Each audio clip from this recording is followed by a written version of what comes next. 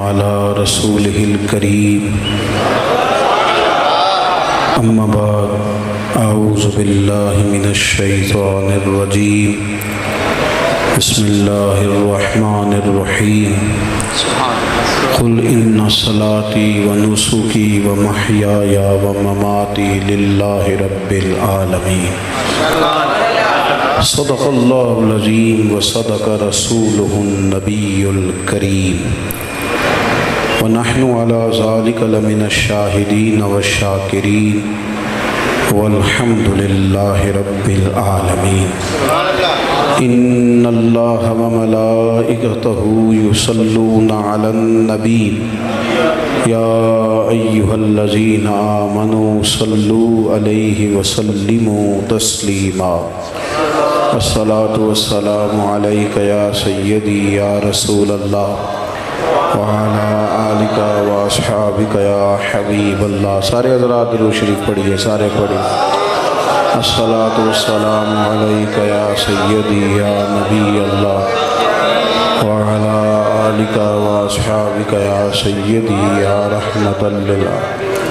تمام تعریفیں اللہ تعالی جل مجدہ الکریم کے لیے.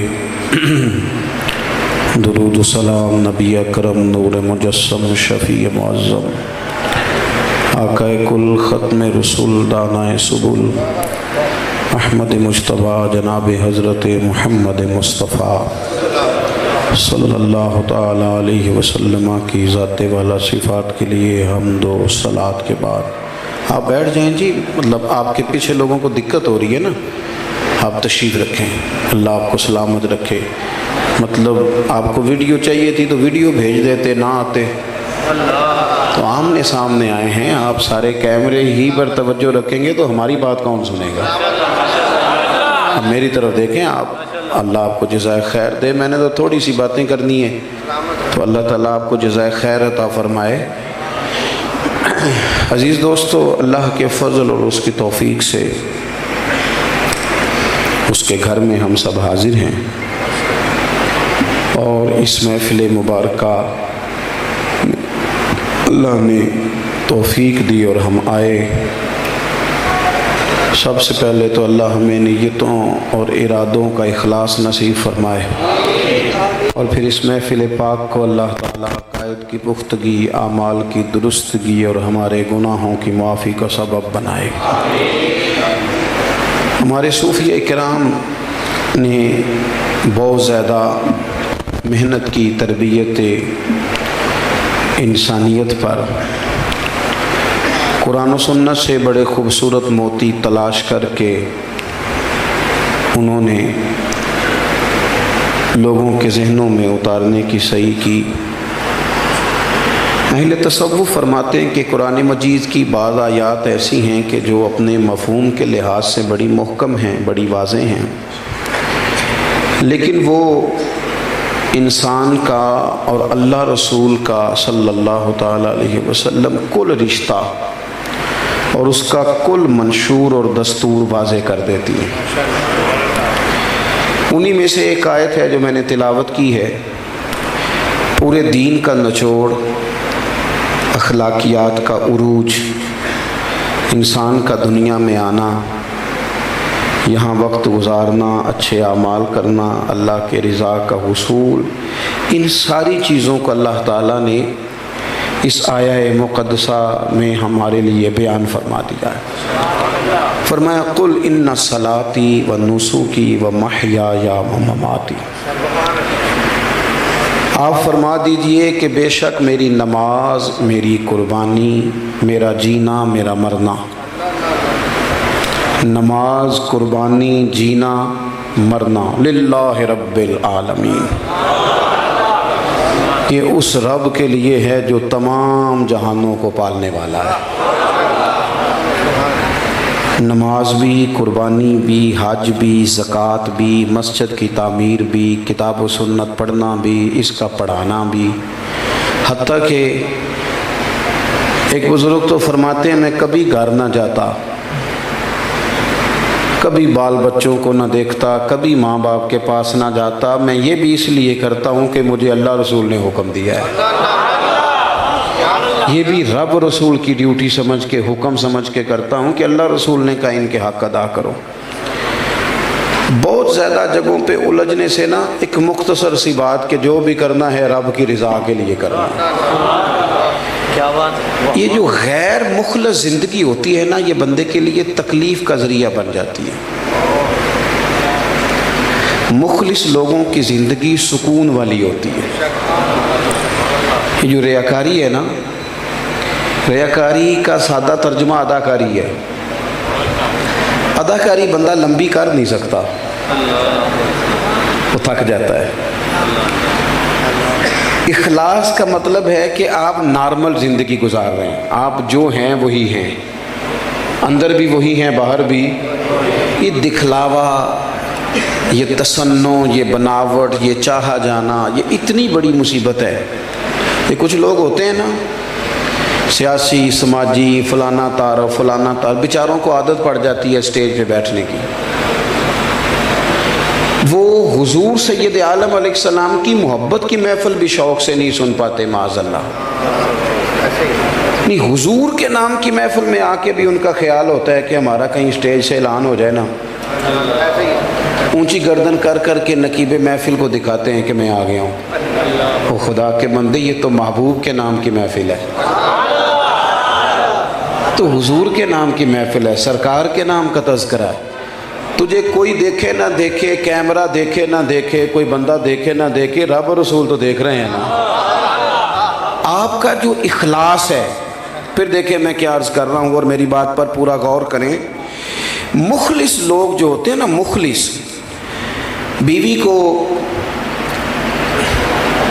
تھوڑے کپڑوں میں بھی گزارا کرنا پڑے تو کر لیتی ہے، تھوڑا خرچ بھی ملے تو وقت گزار لیتی ہے، سادہ گھر میں بھی ٹائم گزار لیتی ہے۔ لیکن اگر اسے پتہ چل جائے نا میرا خامد میرے ساتھ مخلص نہیں، خدا نہ خواستہ کہیں اور بھی نظر ہے، سارے دکھ سہ لیتی ہے، یہ والی بات آ جائے تو کہتی میرا نہیں گزارا ہوتا۔ میری بات کی سمجھ آ رہی ہے آپ کو؟ بیوی کپڑے نہیں دھو کے دیتی، بندہ کہتا ہے چلو دھوبی سے دھلوا لیتا ہوں، روٹی باہر سے کھا لیتا ہوں، کچھ نہیں۔ لیکن اگر اسے معاذ اللہ یہ پتہ چلے کہ میرے ساتھ مخلص نہیں، تو وہ کہتا میرا ایک دن بھی نہیں نکلتا۔ اور میرے بھائی، اخلاص نہ ہو تو گھر نہیں چلتا، تو دین کیسے چلے گا؟ گھر نہیں چلتا اگر اخلاص نہ ہو، گھر نہیں چلتا۔ اگر آپ مخلص نہیں ہیں، ہماری تصنع نے، ہمارے دکھلاوے نے ہمیں دور کر دیا ہے چیزوں سے، ہم آزمائش میں آ گئے۔ ہمارا یہ جو زبان کا لہجہ اور ہے اور ہمارے اندر کی خواہشات اور ہیں، ان چیزوں نے ہمیں خود تکلیف میں مبتلا کر دیا ہے۔ حضرت رومی رحمۃ اللہ علیہ فرمایا کرتے تھے، میں نے بڑے سارے دین کے جبوں میں دنیا دار دیکھے، اور بڑے بڑے بزنس کرتے ہوئے، بڑی بڑی دنیا داری کرتے ہوئے میں نے دیندار دیکھے۔ وہ دیندار تھے، اللہ اللہ کرنے والے، اگرچہ ان کا ظاہری حلیہ دینداروں جیسا نہیں تھا۔ اخلاص حسن ہے، مخلص ہو جانا ضروری ہے۔ اور میرے نبی پاک صلی اللہ تعالی علیہ وسلم نے فرمایا تو مخلص ہو جا، تیرا تھوڑا عمل بھی تیری دنیا اور آخرت میں تیرے لیے کافی ہو جائے گا۔ آپ مخلص ہو جائیں، زندگی اخلاص والی گزاریں۔ ہم جو کہیں پھر اس پر ہمیں تھوڑا سا نا ڈٹنا ہے۔ یہ جو بیماری لگ جاتی ہے نا تعریف کی، وہ حضرت سعدی فرمایا کرتے تھے، لکڑی کو جس طرح گھن کھا جاتی ہے نا، بڑے لوگوں کو تعریف کھا جاتی ہے۔ اتنی خوشامد پسندی، اتنی خوشامد پسندی، ہمارا دل کرتا ہے لوگ ہماری تعریف کریں، جو تعریف کرے وہ اچھے بڑا لگتا ہے۔ اپنی زندگی حقیقت پسندی والی گزاریں۔ اخلاص کا نور زندگی کے اندر طمانینت پیدا کرتا ہے، سکون لاتا ہے، اطمینان قلبی دیتا ہے۔ آپ تنہائی میں کوئی نیکی کریں، وہ آپ کے دل کو سکون دے گی۔ آپ کسی کی خدمت کریں، آپ کا نام نہ اس میں آئے، وہ سکون دے گا۔ بابا فرید صاحب رحمۃ اللہ علیہ سے کسی نے کہا تھا دل پریشان رہتا ہے، فرمایا جب کوئی نہ ہو تو مسجد میں جھاڑو دیا کر، اللہ سکون عطا فرما دے۔ اٹھ نہ فریدا ستے آتے جھاڑو دے نہ مسیت، تو ستے ہیں تے رب جاگدا تیری ڈاڈے نال پریت۔ اخلاص کے ساتھ جب آپ عمل کرتے ہیں، اخلاص کے ساتھ، للہیت کے ساتھ جب آپ عمل کرتے ہیں پھر آپ کو ضرورت نہیں ہوتی کہ کوئی، پھر تو لوگ چھپتے پھرتے ہیں، وہ شہرت سے چھپنے والا پیچھے پیچھے رہتا ہے۔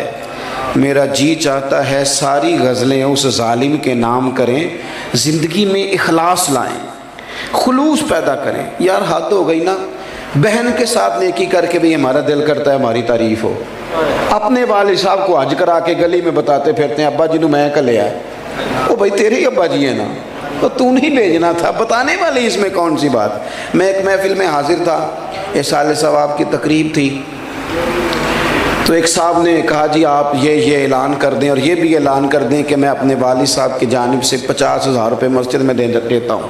میرا اس فیملی سے ذرا پیار کا تعلق تھا، میں نے ان سے کہا کہ اعلان کر دوں کہ آپ ابا جی کے نام کا 50,000 مسجد میں دینے لگے، کہنے لگے اعلان کر دیں۔ تو میں نے کہا وہ جو ابا جی آپ کو دے گئے ہیں سارا وہ بھی اعلان کر کے دے گئے یا ایسے ہی دے گئے چپ کر کے؟ انہوں نے مسجد میں اعلان کرایا تھا کہ یہ پلاٹ میرے بچوں کا، یہ دکانیں میرے بچوں کی۔ وہ میرے بھائی کچھ کسی جگہ تو اخلاص نظر آئے۔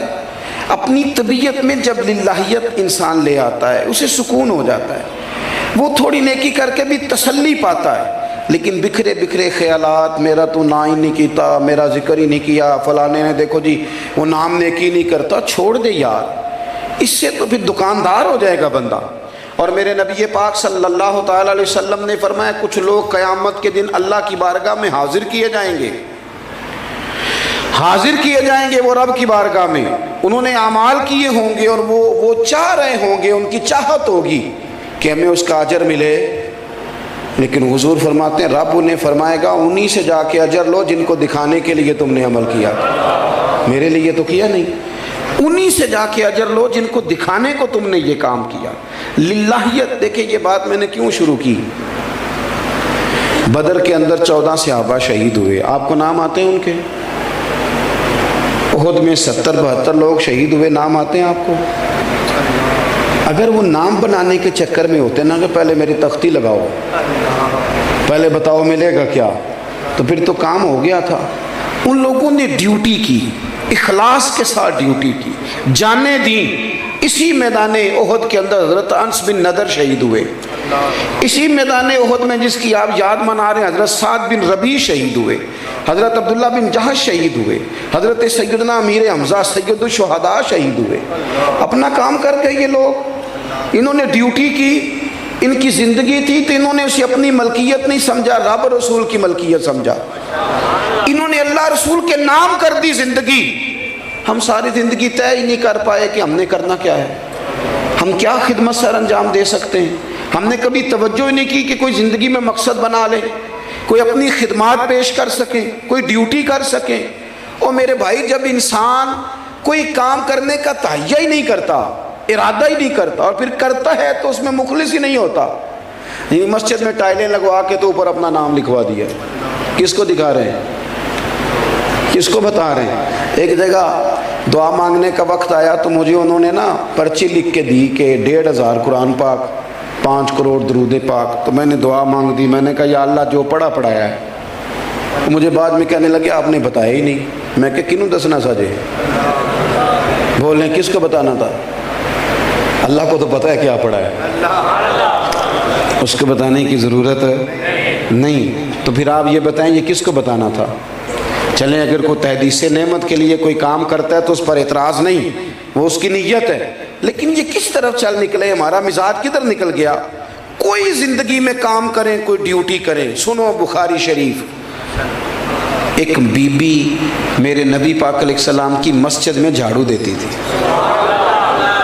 کیا حیثیت ہوتی ہے ہمارے ہاں جھاڑو دینے والے کی؟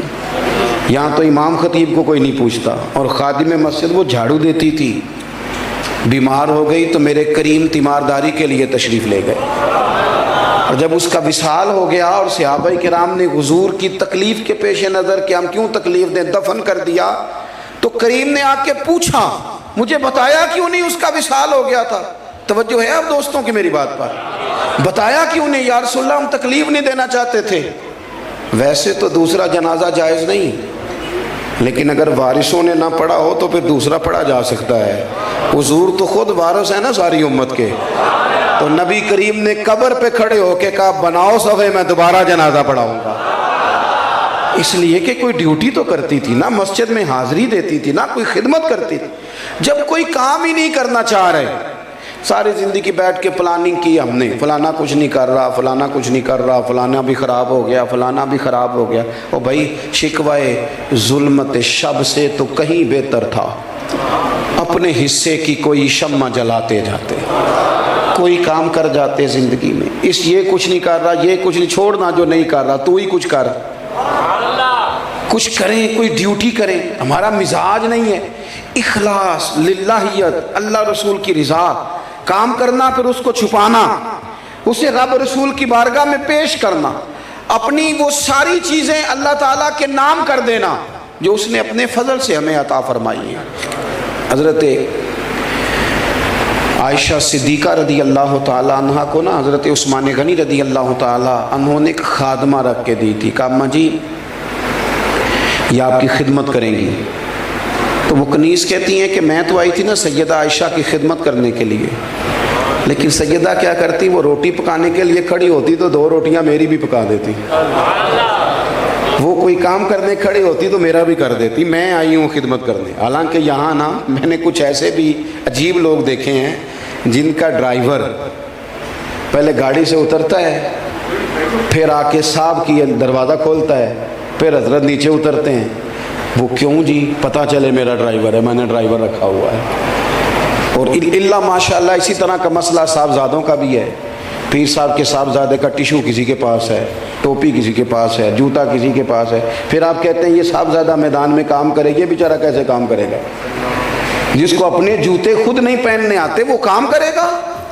کام تو وہ لوگ کرتے ہیں جنہوں نے زندگی میں کوئی مشقت کی ہو, جنہوں نے کوئی جدوجہد کی ہو, جن کو آگے بڑھنا آتا ہو, تھوڑی دھوپ بھی برداشت کر لیتے ہوں, کبھی ایک وقت روٹی نہ بھی ملے تو گزارا کر لیتے ہوں. وہ لوگ ہوتے ہیں جو میدانوں میں کام کرتے ہیں. یہ تو چڑھیا اتے دار بھی نہیں, یہ تو وکیا عشق بازار بھی نہیں, ایڈا سستا سودا پیار بھی نہیں, ایڈا سوکھا لبدا یار بھی نہیں. کئی جنگل گانے پیندے نے, کئی دوزخ لنگنے پیندے نے, جو اس ملوں بھی مل جاوے ایدوں سستا ہور بپار بھی نہیں. تے کچھ سمجھ نہ آوے لوکانوں او کا دے نال شہید کرے. اساں ڈٹھی یار دے ہاتھ تلوار بھی نہیں, پر او دا خالی جاندہ بار بھی نہیں.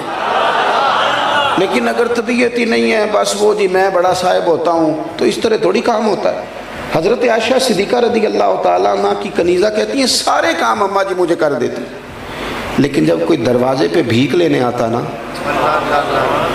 دروازے پہ جب کوئی خیرات لینے آتا, تو سیدہ مجھے فرماتی ہیں اسے دے آؤ دروازے.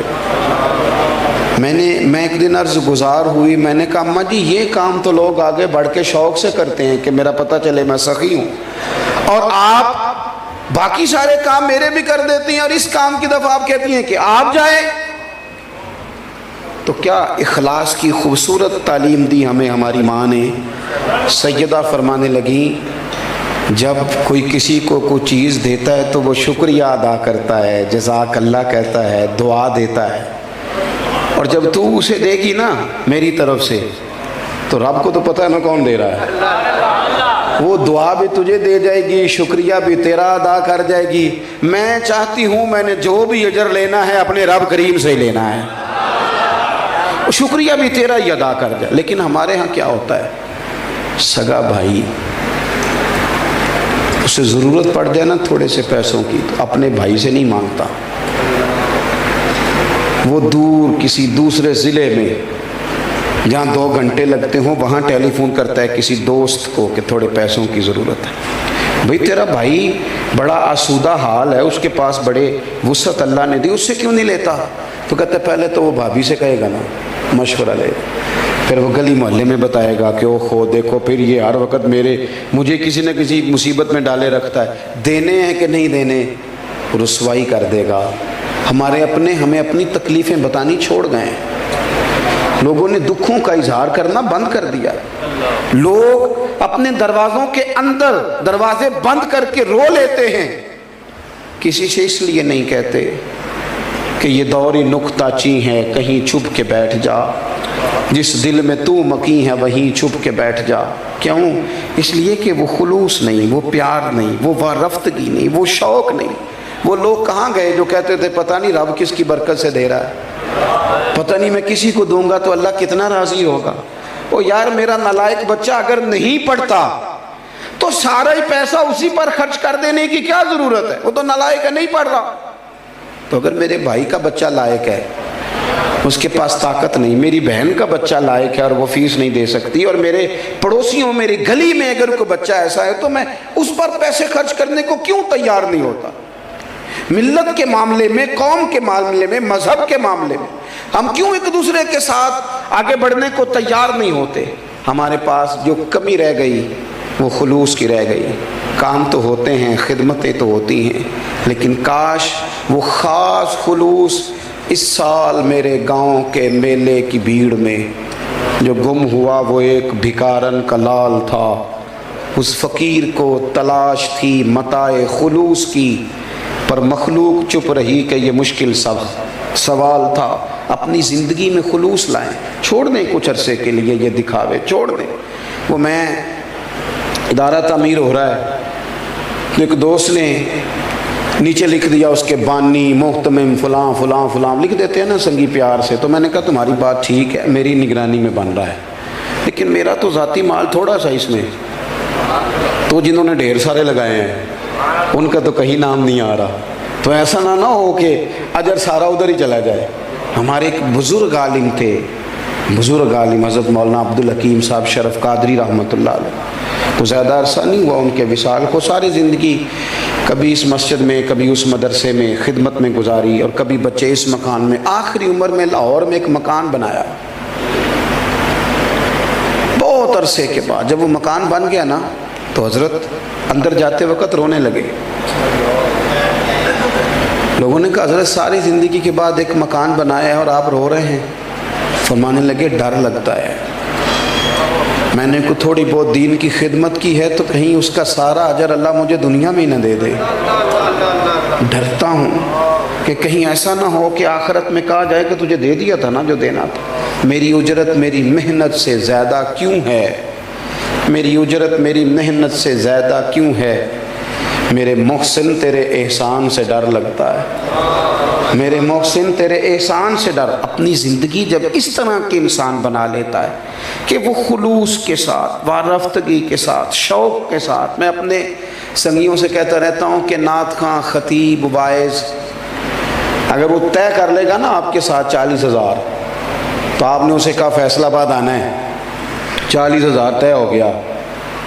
تو اب وہ جب آیا نا، خلوص نہیں ہے نا، معاذ اللہ مثال دے رہا ہوں، اب وہ آیا تو آپ نے اسے کہا وہ تو 10 کلومیٹر اندر جانا تھا، تو وہ کہتا ہے میں تو 10,000 اور لوں گا، تم نے تو فیصل آباد بتایا تھا۔ آپ دے دیں گے 10 اور، بلایا ہے، اب جلسہ تھوڑی خراب کرنا ہے، وہ لے لے گا، لیکن نہ آپ کا لطف باقی رہے گا نہ اس کا باقی رہے گا، اس کا بھی باقی نہیں رہے گا۔ ایک دکاندار اور تاجر، اس میں کیا لطف آئے گا، کیا ذوق باقی رہے گا؟ لیکن ایک بندہ گھر سے نکلا، عدم سے لائی ہے ہستی میں آرزو رسول، دیکھو کہاں کہاں لیے پھرتی ہے جستجو رسول صلی اللہ علیہ وسلم۔ جو اللہ رسول کے لیے نکلا، رب رسول کے لیے، آپ نے اسے کہا وہ 20 کلومیٹر اندر جانا ہے، تو کہنے لگا لے چلو نا، میری گاڑی جہاں جہاں سے چلے گی قیامت کے دن وہ زمین گواہی دے گی کہ یہ محبوب کے ذکر کے لیے گیا تھا۔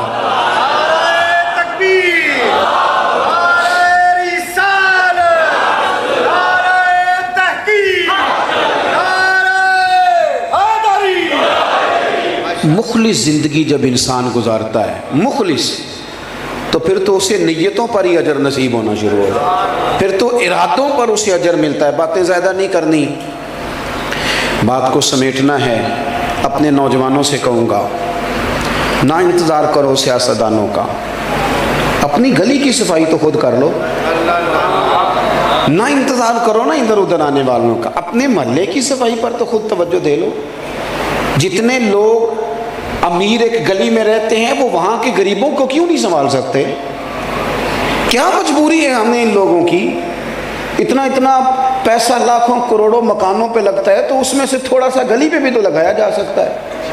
ہم اپنی مدد آپ کے تحت لوگوں کی آسانی کے لیے یہ کام بھی تو کر سکتے ہیں۔ سنو نا، بخاری مسلم میں حدیث ہے، نبی پاک علیہ السلام نے فرمایا ایک شخص گلی سے گزر رہا تھا، وہاں اس نے ایک بڑا سا درخت دیکھا، اس درخت کی وجہ سے لوگوں کا چلنا مشکل تھا، لوگوں سے گزرا نہیں جا رہا تھا، مشکل تھا، اوپر سے ہو کے آنا پڑتا تھا۔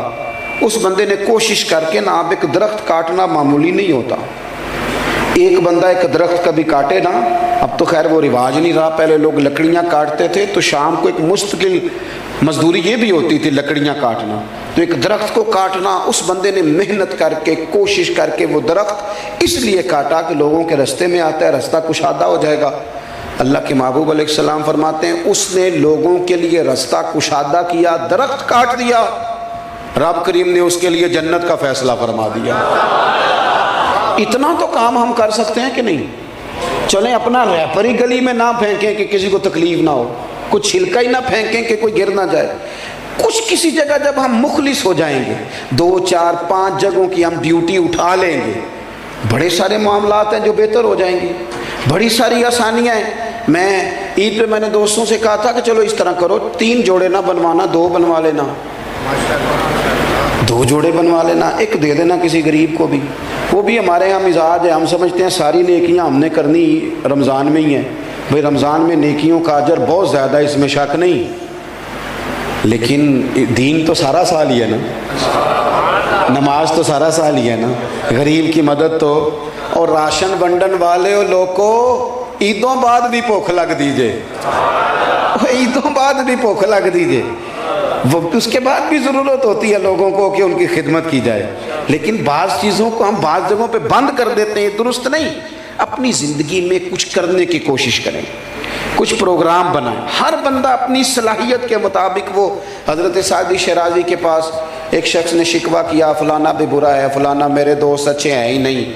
ایک ہوتا ہے بندہ عقیدے کا برا، اس سے تو بچنا 100% ضروری ہوتا ہے۔ ایک ہوتی ہیں کچھ تھوڑی سی دنیاوی کمزوریاں آ گئیں، تو دنیاوی کمزوریوں کا یہ کمی ہے، یہ کمی ہے، یہ کمی، حضرت سنتے رہے، اب اس نے حد کر دی نا، حضرت سعدی فرمانے لگے او بھائی بات چھوڑنا، پانی جتنا بھی گندا ہونا آگ بجھانے کے کام آ ہی جاتا ہے، اتنی زیادہ نفرت نہ کر، پانی بڑا گندا بھی ہو تو کچھ نہ کرے تو آگ تو بجھاتا ہے کہ نہیں؟ تو چلو اتنی توقع کسی سے رکھ لو کہ یہ کام کرے گا، تو زندگی میں کچھ تو انسان کرے۔ امام ابو نعیم نے لکھا ہے 100 گھر تھا مدینہ شریف میں، توجہ ہے میرے دوستوں، ایک 100 گھر تھا پورا مدینہ منورہ میں، جہاں 2 وقت کا کھانا بھی جاتا تھا، دوائی کا خرچ بھی جاتا تھا۔ 100 گھر، تھوڑی سی آبادی ہوتی تھی، 100 گھر پورا کھانا جاتا ہے، کپڑے جاتے ہیں، دوائی کا خرچ جاتا ہے، لیکن پتہ کوئی نہیں کون دے جاتا ہے، پتہ کوئی نہیں۔ کوئی نقاب پوش آتا ہے، اگر اس سے نام پوچھتے ہیں تو غصہ کرتا ہے، اور صحیح والا غصہ کرتا ہے، اگر کوئی بات کرتے ہیں تو ناراض ہو جاتا ہے، کہتا ہے اگر اب نام پوچھا تو آؤں گا نہیں۔ 100 گھر، اور یہ کام سالوں چلا، سالوں۔ پھر اچانک نا کچھ دن گزرے تو وہ کھانا، وہ چیزیں آنی بند ہو گئی، لوگ ایک دوسرے سے پوچھنے لگے تیرے گھر نہیں آتا؟ نہیں، اب میرے گھر بھی نہیں آتا۔ تیرے ہاں بھی نہیں پہنچا؟ نہیں۔ اب لوگ ایک دوسرے سے تفصیلات لیتے ہیں، معلومات کرتے ہیں، کب سے نہیں آیا تیرے گھر؟ اس نے کہا 18 محرم سے۔ تیرے گھر کب سے نہیں آیا؟ 18 محرم سے۔ تیرے گھر کب سے نہیں آیا؟ اب دیکھو نا 18 محرم کو کیا ہوا، جب لوگوں نے تحقیق کی تو پتہ چلا 18 محرم کو امام زین العابدین کا انتقال ہوا۔ یہ شیر خدا کے پوتے 100 گھر تھا مدینے میں، اور جب ان کے بچے روئے ایک دوسرے سے سوال کیے، اور ان کا حال یہ تھا کہ جب ان کو غسل دیا جا رہا تھا تو کمر پہ موٹے موٹے نشان تھے۔ لوگوں نے صاحبزادہ گرامی قدر سے پوچھا یہ کیا ہے؟ کہنے لگے میرے بابا اپنے کندھوں پر اناج کی بوریاں رکھ کے رات کے اندھیروں میں غریبوں کے دروازوں تک پہنچاتے تھے، اکھاں جدوں میٹیاں زمانہ مینوں روے گا، وہ رات کو پہنچا کے آتے تھے۔ اب تجسس سے لوگوں نے پوچھا کہ حضور آپ جوان تھے، وہ بوڑھے آدمی بھی جاتے رہے؟ تو فرمانے لگے میں نے کئی دفعہ کہا کہ میں چھوڑاتا ہوں، تو پھر فرماتے تھے پتر اگر تو جائے گا تو پھر تجھے اس غریب کا نام بھی مجھے بتانا پڑے گا، تو میں کسی کو رسوا نہیں کر سکتا، میرا اور میرے رب کا راز ہے، راز رہنے دے اسے۔ قل ان صلاتی و نسکی و محیای و مماتی للہ رب العالمین۔ میرے عزیز، زندگی میں کوئی کام ایسا کر جائیں، کوئی ڈیوٹی ایسی کر جائیں جو والباقیات الصالحات بن جائے، جو باقی رہ جائے ہمارے لیے۔ میں اکثر دوستوں سے کہتا ہوں، اکثر سے، کہ کچھ تھوڑا سا نا، وہ ایک درویش تھے نا دلی میں، تو چھوٹا سا کوئی دکانداری کرتے تھے، تو اکثر لوگ انہیں کھوٹے سکے دے جاتے، تو بابا جی قبول کر لیتے۔ تو آہستہ آہستہ لوگوں کو پتہ چل گیا کہ شاید بابے کو پتہ ہی نہیں سکے کھوٹے ہیں۔ وہ ڈھیر سارے لوگ جہاں کوئی کھوٹا سکہ کہیں نہ چلتا وہ آ کے وہاں دے جاتے، تو بابا جی لے لیتے۔ ایک دن ان کے بچے نے پوچھا کہ ابا جی آپ کو پتہ نہیں یہ کھوٹے سکے ہیں؟ کہنے لگے پتر پتہ ہے۔ تو کہا آپ چپ کر کے قبول کر لیتے ہیں؟ فرمانے لگے ایک تو میری نیت یہ ہے کہ چلو میں دھوکہ کھا جاؤں باقی مومن بچ جائیں، اور دوسری بات بتاؤں گا نہیں۔ پتر نے ضد کی، کہا ابا جی بتائیں تو صحیح، آپ مجھے بتائیں کیوں کھوٹے سکے لے لیتے ہیں؟ تو بزرگ رو پڑے، اتنا روئے کہ زمین پہ بیٹھ گئے، اور پھر کہنے لگے پتر جب کوئی کھوٹا سکہ آتا ہے تو دیکھ کے میں سوچتا ہوں کہ میں بھی تو کھوٹا سکہ ہی ہوں نا۔ صبح قیامت جب رب کی بارگاہ میں کھڑا ہوں گا تو عرض کروں گا مالک میں نے ساری زندگی تیرے بندوں سے کھوٹے سکے لیے ہیں، تو بھی ایک کھوٹا سکہ قبول کر لینا۔ ایک کھوٹا سکہ ہے جسے بھی قبول کر لے۔ امید ہے ان جملوں پہ رحمت فرمائے گا، کرم فرمائے گا۔ اخلاص والا مزاج پیدا کریں، کسی کو 2 وقت کا کھانا دے کے اس کا گلی گلی تذکرہ نہ کریں۔ دیکھیں اس محفل کا مہمان خصوصی کون ہے؟ میری تو ویڈیو بن رہی ہے نا، میں تو اسٹیج پہ بیٹھا ہوں، میں تو آیا ہوں اور جناب ابھی جاؤں گا، لیکن اصل مہمان خصوصی وہ ہوتا ہے جو محفل سے پہلے جھاڑو دیتا ہے، جو گلی گلی اشتہار لگاتا ہے، جو بیچارہ ادھر ادھر بھاگ دوڑ، یہ لوگ مہمان خصوصی ہوتے ہیں، جو ورکر ہوتے ہیں۔ اپنی زندگی میں خلوص والا مزاج پیدا کریں، کبھی بھی کسی موقع پر بھی کسی چیز کا اظہار نہ کریں۔ چیزیں جب ریاکاری میں آ جاتی ہیں تو وہ اداکاری بن جاتی ہیں، وہ عمل تکلیف والا بن جاتا ہے، جس پر ہمارے اسا فرمایا کرتے تھے کسی کی بیٹی کی، کچھ لوگوں نے آ کے کہا جی ہم فلاں غریب بچیوں کی شادیاں کراتے ہیں۔ وہ جو غریب بچیوں کی شادیاں کراتے ہیں وہ انٹرویو خود دے رہے ہوتے ہیں، VIP وہ خود بنے ہوتے ہیں، مہمان خصوصی ہوتے ہیں، آگے آگے کھڑے، دولہے کی آج بھی عزت نہیں بیچارے کی، اجتماعی شادی ہو رہی۔ تو اسا فرمانے لگے ضرور کراؤ شادیاں، لیکن جس کی بیٹی کی شادی کراؤ پھر اس کی شادی میں خود نہ جانا، اس لیے کہ اس کا باپ تو تمہارے پیچھے ہی بھاگا رہے گا، شکریہ ہی ادا کرتا رہے گا۔ تھوڑا سا نا دے دو بس، ٹھیک ہے ہو جائے گا۔ پھر ہمارا ایک اور بھی ہمیں بات تنگ کرتی ہے کہ اوہو پتہ نہیں فلانا بندہ جو ہے وہ صحیح جگہ لگائے گا بھی کہ نہیں۔ سچ بتانا، جو اللہ نے ہمیں دیا ہے ہم اس کے اہل تھے، ہمارے اندر قابلیت تھی، جب اس نے اپنے فضل سے دے دیا ہے تو ہمیں بھی اس کے بندوں کی اتنی تفتیش تو نہیں نہ کرنی چاہیے جتنی کہ ہم کرتے ہیں۔ تو اپنی زندگی اخلاص والی بنائیں، للہیت والی بنائیں، کچھ کام کریں تھوڑا بہت۔ دیکھیں ضرور نماز باجماعت ادا کریں مسجد میں، لیکن امام باقر فرمایا کرتے تھے نیک وہ ہوتا ہے جس کی تنہائی پاک ہوتی ہے۔